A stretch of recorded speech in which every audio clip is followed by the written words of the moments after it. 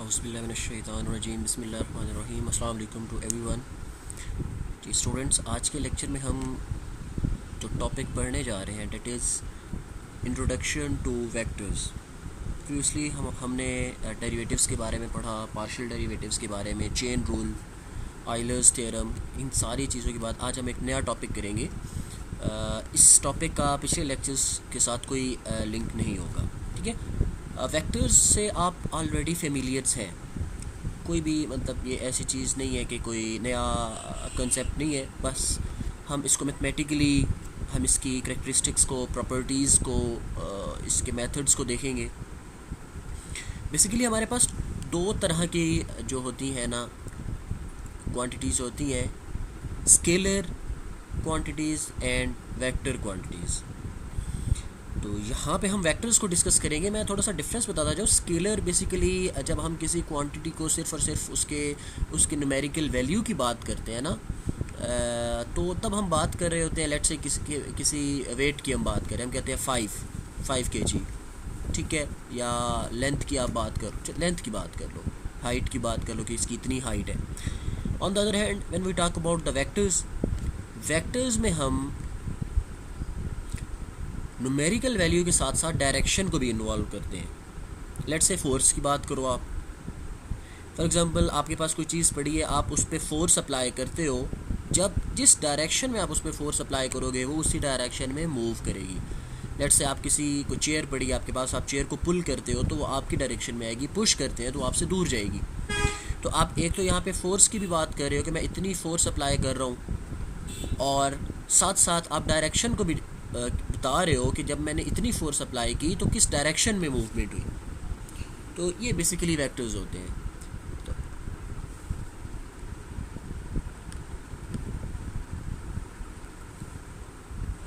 अब ये थोड़े सा थ्योरेटिकल है। Some of things we measure are determined by their magnitude, but sometimes we need magnitude as well as direction to describe the quantities. ऐसा नहीं है वेक्टर्स में हम मैग्नीट्यूड को भूल जाएंगे। मैग्नीट्यूड बेसिकली वो न्यूमेरिकल वैल्यू होती है, ठीक है। तो लेट्स से मैं फोर्स की जैसे बात कर रहा था, मैं कहता हूँ कि हमने किसी ऑब्जेक्ट पे 100 न्यूटन फोर्स अप्लाई की इन द राइट डायरेक्शन, या उसको पुश किया, पुल किया। अब वो जो 100 है ना, वो 100 उसका मैग्नीट्यूड है फोर्स का, ये न्यूमेरिकल वैल्यू है उसकी, ठीक है। For example, to describe a force, we need the direction in which that force is acting, as well as how large it is magnitude. Another example is body's velocity. We have to know where the body is headed as well as how fast it is. किसी भी object की अपनी बात कर लें, if you are walking, running, traveling, ठीक है।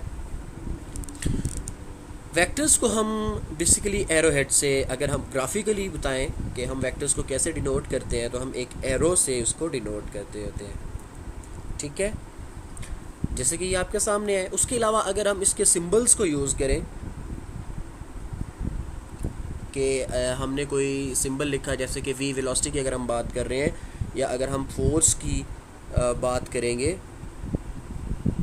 तो हमें कैसे पता चलेगा कि ये जो लेट्स से अल्फ़ाबेट्स है ना, वी वेलोसिटी, हमें कैसे पता चलेगा वी वेलोसिटी है, वी से कुछ और भी बन सकता है। इसी तरह फोर्स, एफ से फोर्स, हमें कैसे पता चलेगा कि फोर्स एक फैक्टर क्वांटिटी है, ठीक है। तो वो हम अल्फ़ाबेट के ऊपर ये एरो यूज़ करते होते हैं, ठीक है। वैसे एक ये भी होता है कि हम अल्फ़ाबेट के ऊपर एरो हेड यूज़ करें, इसके नीचे यूज़ कर सकते हैं। उसके अलावा वी को अगर हम बोल्ड लेटर्स में लिख दें, अगर कोई भी अल्फ़ाबेट बोल्ड लेटर्स में लिखा हुआ है, तो इसका भी क्या मतलब होगा कि वो वेक्टर को रिप्रेजेंट कर रहा है, ठीक है। तो ये उसकी vectors are usually described by single bold face, Roman letters और लेटर विद एन एरो। अब जब आप हैंड रिटन कर रहे होते हैं तो तब पॉसिबल नहीं होता आपके लिए कि आप उसको बोल्ड करने लग जाएं, तो इसलिए हम एरो का यूज़ कर लेते हैं, ठीक है। उसके बाद हम बात करते हैं किसी भी वेक्टर की। जब हमारे पास कोई वेक्टर गिवन होगा, हम उसका मैग्नीट्यूड कैसे फाइंड कर सकते हैं, या how we can find that कि what is the length of that vector, ठीक है। उसे हम क्या कहते हैं, मैग्नीट्यूड ऑफ द वेक्टर। ये जो मॉड है, इसको हम यूज़ करते हैं, ये सिंबल होता है कि हम वेक्टर का मैग्नीट्यूड फाइंड कर रहे हैं। इसको फाइंड करने के लिए लेट्स से अगर आपके पास वो जो फार्मूला होता है ऑब्वियसली हम आगे क्वेश्चंस में यूज़ करेंगे, मैं यहीं पे थोड़ा सा आपको आइडिया दे दूँ। लेट्स से आपके पास v कोई वेक्टर है ना, ठीक है, प्लस वाई जे, आई और जे यहाँ पे इसकी डायरेक्शंस को शो करते हैं। अगर मैं v का मॉड लेना चाहूँगा तो वो कुछ इस तरह होगा, x कंपोनेंट का स्केयर प्लस y कंपोनेंट का square whole square root. This is the formula to find the magnitude of any vector. Unit vector ऐसा वेक्टर है कि जब हम उसकी उसका magnitude, when we find the magnitude of that vector, तो वो 1 आना चाहिए। Unit mean 1। तो उसके लिए यूनिट वेक्टर को रिप्रेजेंट करने का फार्मूला ये है। इसको हेड से, जो यूनिट वेक्टर होता है उसको हम ऐसे हेड से डिनोट करते हैं। वेक्टर को उसके बेसिकली कैसे आता कैसे है, जब when we divide the vector with its magnitude, vector को उसके मैग्नीट्यूड से डिवाइड कर दें तो हमारे पास यूनिट वेक्टर आता है। हम कैसे फाइंड कर सकते हैं, ठीक है। उसके बाद एडिशन है, एडिशन ऑफ फैक्टर्स। अब बेसिकली जो हमारे पास स्केलर्स होते हैं ना, ये बहुत ही लो लेवल के टॉपिक्स है, इसलिए मैं थोड़ा सा जल्दी जा रहा हूँ। स्केलर्स जो होते हैं, बेसिकली स्केलर्स हमारे पास नंबर्स ही होते हैं, उनको नॉर्मली हम ऐड कर लेते हैं 2 + 5, 10 + 10, 10 + 20, ठीक है। लेकिन vectors, we can not add vectors like scalars. इनके लिए हमारे पास एक स्पेसिफिक रूल होता है, उस रूल को हम हेड टू टेल रूल कहते हैं, ठीक है। आप सारे इससे फेमिलियर होंगे, कोई भी ये नई चीज़ नहीं है। Head to tail rule, head to tail rule का मतलब क्या होता है कि आप फर्स्ट वेक्टर ड्रॉ करते हो। अब ये यहाँ पे पहला वेक्टर ए, ठीक है। जो सेकंड वेक्टर होता है ना, सेकंड वेक्टर की टेल को पहले के हेड से मिलाया जाता है, इस तरह करके आप ऐड। कोई तीसरा वेक्टर होता तो आप उसको भी ऐसे ही ऐड करते। ये जो आर है ना, ये रिजल्टेंट वेक्टर है, मतलब इन दोनों का सम इक्वल्स टू जो भी आया।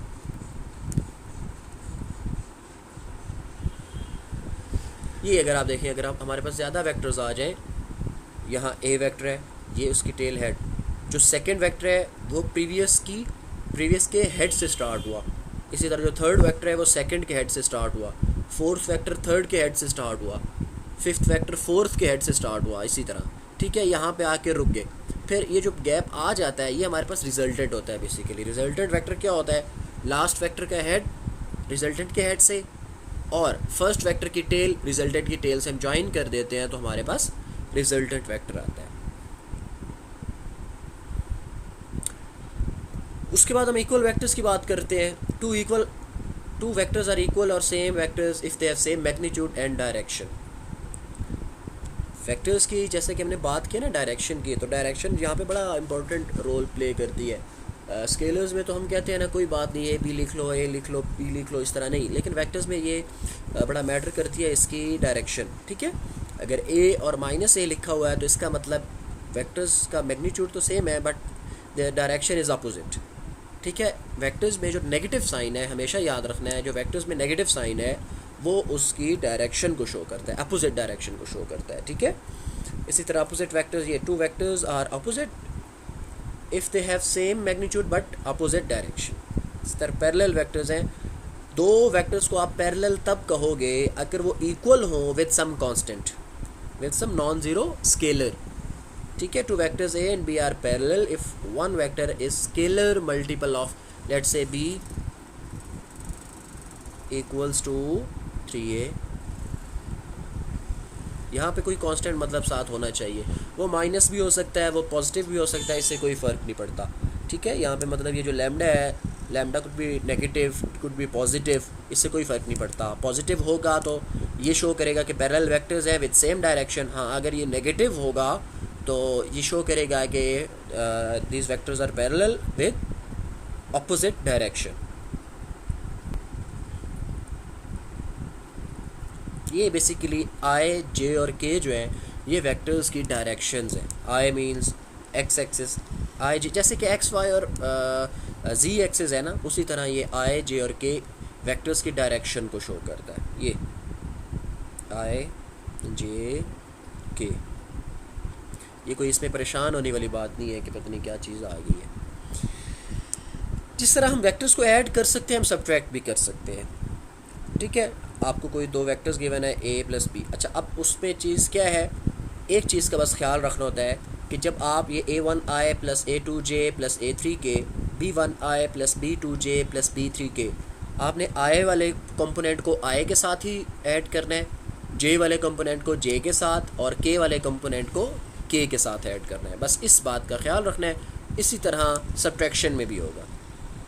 ऐसा नहीं कर सकते कि आप i के कंपोनेंट को j के साथ ऐड कर दो, k के कंपोनेंट को i के साथ ऐड कर दो, ऐसा पॉसिबल नहीं है। ठीक है, i के कंपोनेंट को आप i के साथ, j के कंपोनेंट को आप j के साथ, k के कंपोनेंट को आप इसी तरह k के साथ ऐड करेंगे।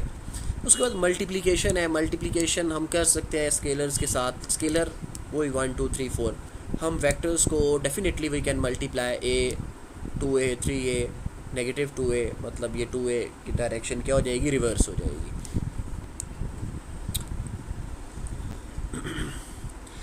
अब आ जाता है स्केलर प्रोडक्ट। स्केलर प्रोडक्ट इसको कहते हैं डॉट प्रोडक्ट भी कहते हैं। ठीक है, स्केलर प्रोडक्ट और dot product. Dot product a dot b, a vector dot b vector, ये इक्वल होता है a magnitude of a magnitude of b into cos of theta. Theta is the angle between a and b। ठीक है, a dot b is equals to a magnitude b magnitude cos of theta. Theta is the angle between a and b। Dot product में एक चीज़ याद रखनी है कि dot product जो होता है a डॉट b, ये इक्वल होता है b डॉट a के।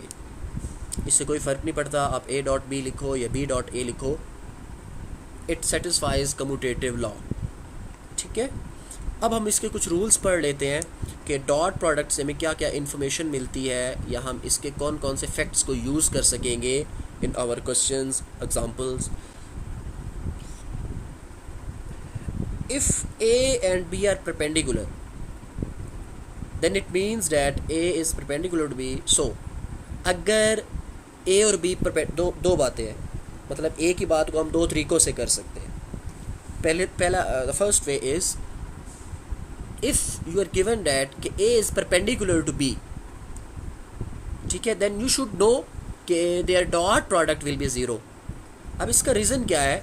रीज़न ये है कि डॉट प्रोडक्ट किसके इक्वल होता है, a magnitude b magnitude cos theta. तो थीटा अगर 90 है तो कॉस 90 ज़ीरो होता है। तो इसलिए अगर a और b कोई से दो वेक्टर्स परपेंडिकुलर होंगे तो उनका डॉट प्रोडक्ट ज़ीरो आएगा। कन्वर्सली हम इस स्टेटमेंट को कैसे ले सकते हैं कि if the dot product of two vectors is zero then that means both vectors are perpendicular to each other. दूसरी चीज़ यहाँ पे क्या है, इसी तरह अगर आप ऊपर मैं दोबारा से अगर फिगर पे जाऊँ, ये देखें i j k, ये तीनों वेक्टर्स आपस में परपेंडिकुलर है। i j और k तीनों आपस में क्या है, परपेंडिकुलर है। तो इसका मतलब अगर आप i का डॉट प्रोडक्ट k के साथ लोगे या j के साथ लेंगे वो ज़ीरो आएगा। इसी तरह k का अगर i और j के साथ लेंगे वो ज़ीरो आएगा, j का i और k के साथ लेंगे तो वो ज़ीरो आएगा। तो इसका मतलब आप इन वेक्टर्स का अपने आप के साथ तो डॉट प्रोडक्ट ले सकते हो, लेकिन जब भी किसी दूसरे वेक्टर के साथ लेंगे, यूनिट वेक्टर के साथ, तो वो ज़ीरो हो जाएगा। ठीक है, i dot J dot I zero होगा, j डॉट के डॉट जे ज़ीरो होगा, k dot I dot J zero होगा। ठीक है, इसी तरह आप जब वेक्टर्स का a dot b magnitude of a into magnitude of b, अगर थीटा ज़ीरो हो, theta zero means cos zero 1। ठीक है, तो अगर सेम मतलब आप वेक्टर्स के साथ कर रहे हो तो उसका स्क्वायर आ जाएगा। That means i dot I, j dot J, k dot के इज़ 1।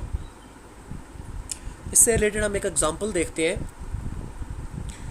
a b थीटा हमें गिवन है, तो a डॉट b हम डॉट प्रोडक्ट फाइंड करने लगे हैं। Magnitude of a magnitude of b cause of theta. a तो एक सिंगल आपके पास वैल्यू है, ठीक है, 3k का मैग्नीट्यूड, तो 3k का मैग्नीट्यूड इनटू दिस, तो ये क्या आएगा, 3 का मैग्नीट्यूड 3 स्क्वायर रूट, तो 3 ही आएगा। ठीक है, इधर इसकी तरफ आ जाते हैं अगर हम, तो ये आपके पास आ जाएगा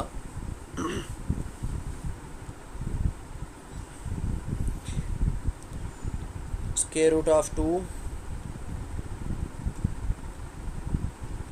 ऊपर मैंने फार्मूला आपको लिख के भी दिया, x square plus y square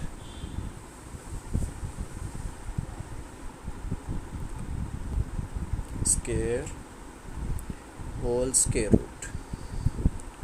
ये हमारे पास क्या हो जाएगा, ये स्क्वायर रूट कैंसिल हो जाएंगे, तो फाइनली ये हमारे पास आएगा स्क्वायर रूट ऑफ 4।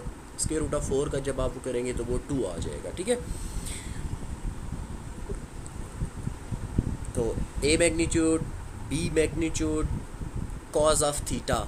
थीटा आपके पास पाई बाय 4 है जो कि 1 ओवर स्क्वायर रूट ऑफ 2 होता है। 3 इंटू 2 6 ओवर 2। इसको सिंप्लीफाई आप करोगे तो 6 को आप लिख सकते हो 2 मल्टीप्लाई बाय 3, और 2 को आप लिख सकते हो 2 into square root of 2 into square root of 2। ठीक है, तो नीचे जो ये वाला स्क्वायर रूट एक कैंसिल होगा और ऊपर एक आपके पास 3 इंटू स्क्वायर रूट ऑफ 2 बच जाएगा।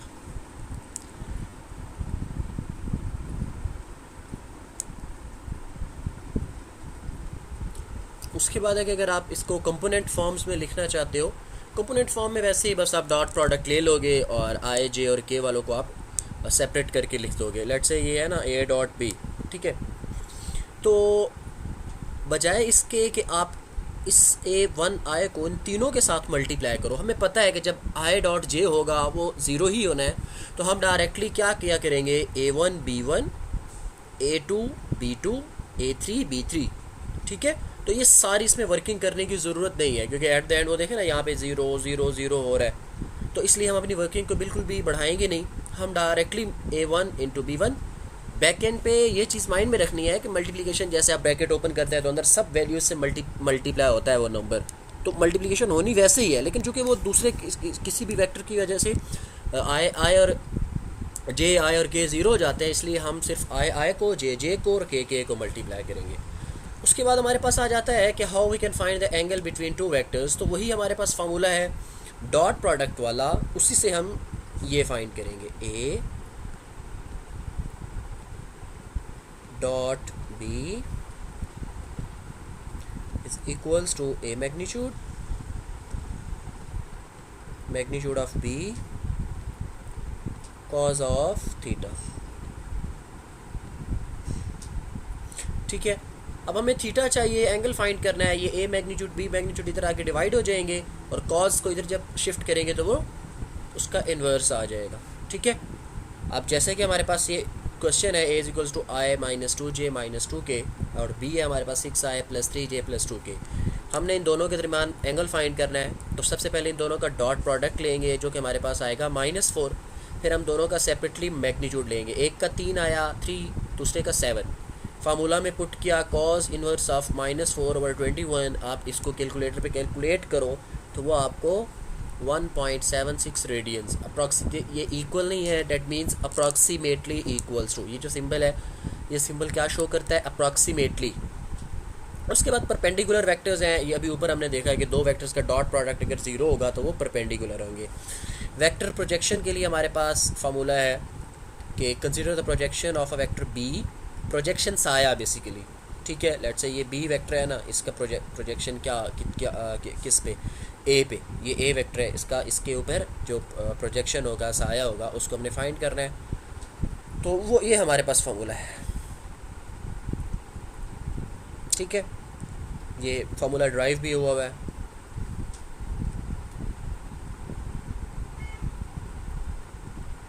इसी से रिलेटेड हमारे पास एक एग्जांपल भी है कि how we can find the projection. ये एग्जांपल आपके पास सॉल्यूशन मौजूद है सामने है, ये आप खुद करेंगे। मैं आगे चलता हूँ क्रॉस प्रोडक्ट पे। क्रॉस प्रोडक्ट क्या होता है, ए क्रॉस बी। जहाँ पे हम डॉट प्रोडक्ट यूज़ कर रहे थे वहीं पे हम क्रॉस यूज़ करेंगे, मतलब ए डॉट बी, डॉट की जगह अब हम क्रॉस यूज़ करेंगे और कॉस की जगह साइन यूज़ होगा। डॉट प्रोडक्ट में कॉस यूज़ होता है, क्रॉस प्रोडक्ट में आपके पास साइन यूज़ होता है। ठीक है, इन दोनों में पहला तो ये डिफरेंस है। उसके बाद है हमारे पास, हम इसमें रूल्स कौन कौन से यूज़ करेंगे। सबसे पहले हमारे पास राइट हैंड रूल।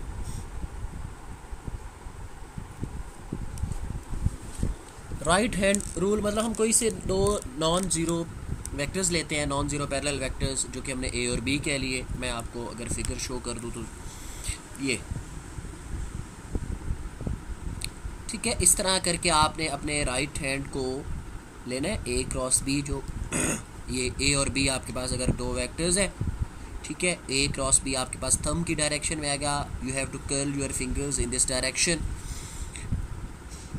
इसी तरह अगर आप बी क्रॉस ए इसका रिवर्स लेना चाहते हो, बी क्रॉस ए, तो ये डाउनवर्ड डायरेक्शन में इसकी ये जस्ट डायरेक्शंस को शो कर रहा है, एंगल्स को शो कर रहा है। बस आप क्रॉस प्रोडक्ट को अपने माइंड में रखें। हाँ, यहाँ पे ना एक चीज़ डिफरेंट है। डॉट प्रोडक्ट में क्या था, ए डॉट बी या बी डॉट ए, हमने कहा था सेम होते हैं, लेकिन क्रॉस प्रोडक्ट में ये सेम नहीं होते। क्रॉस प्रोडक्ट में ए क्रॉस बी और बी क्रॉस ए ये इक्वल नहीं होते। ये फिगर आपके सामने है, देखिए ना, इसमें डायरेक्शन डिफरेंट है, बी क्रॉस ए में इसकी डायरेक्शन डिफरेंट है।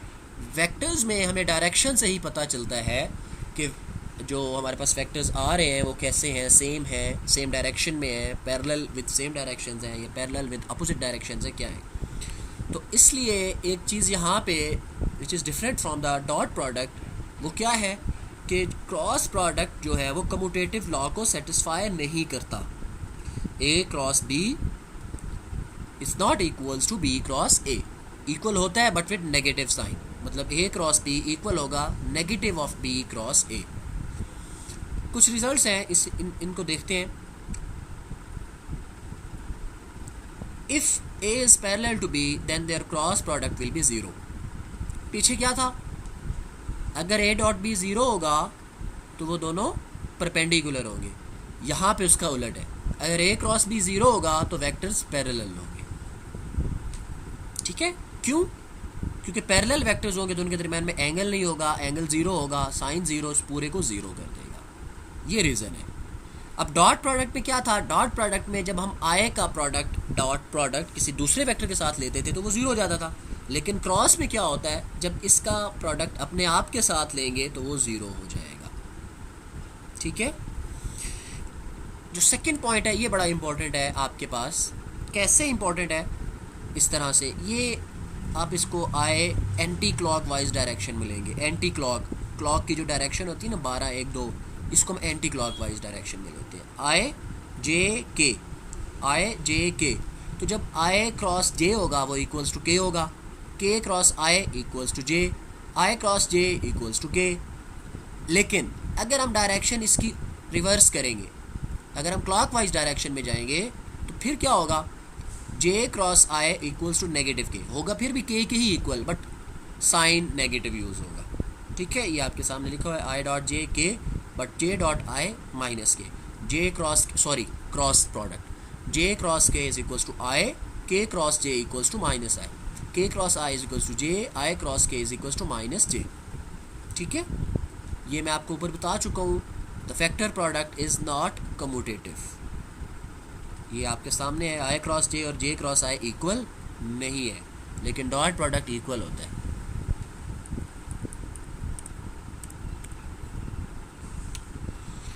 उसके बाद हमारे पास फॉर्मूला है कि हम एरिया ऑफ पैरेललोग्राम कैसे ले सकते हैं। Simple, A cross B magnitude of A B and sine of the theta.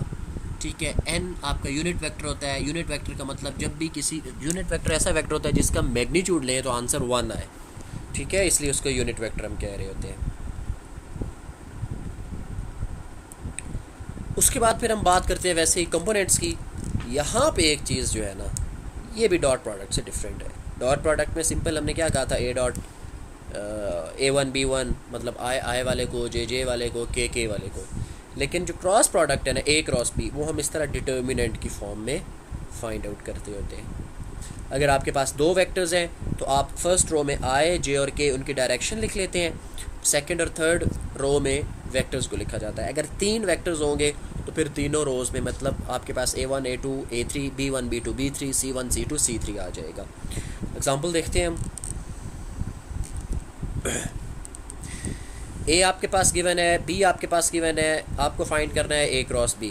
तो डिटर्मिनेंट लेंगे, डिटर्मिनेंट ओपन करना आपको आता है, वो आपके पास -2i -6j + 10k